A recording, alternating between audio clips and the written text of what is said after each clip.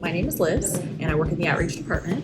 And I learned how to knit when I was 7 years old, and it was like just a light bulb clicking in my head. And I've always been knitting since. I know a lot of people take a break when they go to college or when they go to high school or some big event happens in their life. Nothing has made me take a break. I've been knitting. I probably haven't gone more than maybe 2 weeks without knitting something. So yeah. So I like to do garments and wearables mostly. So it usually starts with a hankering to have a certain garment. I want like a sweater, or I want a pair of socks or something in a certain color. Then I do a lot of research, looking at different patterns, looking at different yarns, kind of seeing what strikes my fancy. I'm very particular towards historical patterns or really interesting patterns. We tend to kind of only think of like a knitting pattern as existing in the last couple of years, but I mean, they've been published since the 19th century, and a lot of people have reverse engineered patterns of objects that are even older than that. So I think it's really fun to recreate things that other people made and like haven't been made in sense in decades and decades. So I kind of tend towards those. There's a lot of very cool people out there who are doing historical recreations. There's people like Engineering Knits is a big one. And then there's authors like Susan Strawn, who wrote Knitting America, and Richard Rutt was one of the first people who ever kind of tried to seriously study knitting history. The idea of studying the history of knitting is actually quite new as well. This is like the 1980s when he was working. And then I also am really fond of people who have, in the last few years, started to do more body neutral knitting and more size inclusive. So people like Lydia Morrow and Jacqueline Sislak. So those are modern knitters, historical knitters, a little bit of everything. So I'm an old man.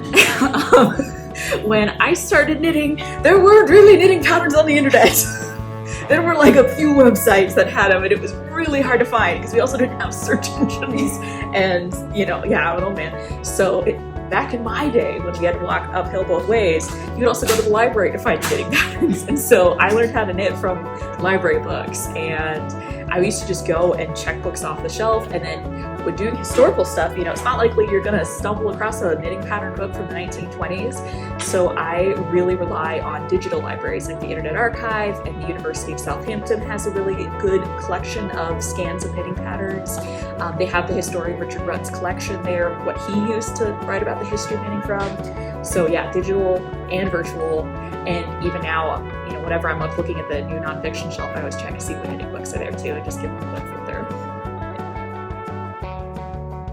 So, if you want to talk like something that's very sentimental that I no longer own, my grandma also was a big knitter, and I was practicing all of these different stitches like cables and lace and color work, and I made all these little squares and I put them in a Ziploc bag and wrote like, "Look, Grandma," and mailed it to her when I was like 8 or 9. So that's like one of my very fond memories. As for like what I brought today to show that I really like to show off, I made this sweater from a pattern from 1945, like at the absolute height, most crisis, worst moment of the pandemic, where like I hadn't seen another human being who wasn't my husband in weeks. So I just thought it was a really cool pattern. It's the 1940s. I love 1940s knitting patterns. They're very almost over-engineered. They're very structural. There's a lot of details on it. So I got this with hand-dyed yarn that was a dyer who was supposed to be at YarnCon that got canceled. Obviously, they did like a virtual YarnCon. I don't remember the dyer's name anymore, but I remember I got it as part of the virtual YarnCon. And it's like really cool, like double knit collar. So it's got a little weight. It lies really flat. There's like pleated shoulders. It's got that kind of ruffly front, that kind of fuller, more pleated front that a lot of 1940s stuff has, and it's got all these little snaps. And then I used real buttons from the 1940s as well. So this is one of my favorite things I've ever made. Again, this is another 1940s. This one's Fair Isle. So it's a very traditional technique from like Northern England and Scotland. It became really popular in the 1920s because the Prince of Wales was painted in a portrait wearing Fair Isle. So it was really, really trendy for a lot of the early 20th century. And then especially during World War II, when there was a lot of restrictions on how much yarn and fabric you could get, you can make it something really colorful with only really small amounts of yarn. So Fair Isle, super popular. So this is a little Fair Isle vest from 1942, I think the pattern was. And then this is 1944 pattern, and it was called like a coupon rationing pattern because, again, you'd have to use your rationing coupons to buy new yarn. So the idea was anytime you could find a pattern that would use up lots of little odds and ends, you didn't have to spend any ration coupons for it. So in the spirit of it, I used only leftover yarns from other projects. And it's just all these different stripes of the colors. And you can see I didn't even have enough of any one yellow to do all the same yellows all the way down there. But it's just really cute, and it's fun to recreate it and make things that other people made at one point. And then this one is part of my steampunk costume when I do like cosplay stuff when it's that time of year. This is not a pattern that was published, but it's a reverse engineered object from the museum. So this was knit by a Danish woman in 1897. And after she passed, she passed her shawls on to her grandchildren who gave them to the museum. And most knitting patterns today have like a very standard rhythm and a way of doing it. Like a modern knitter would look at this pattern, and how they would reverse engineer it would be to like cast on at the nape of the neck and then increase out and then maybe pick up and knit the lace border. So the woman who knit this probably had never seen an actual written knitting pattern before in her life.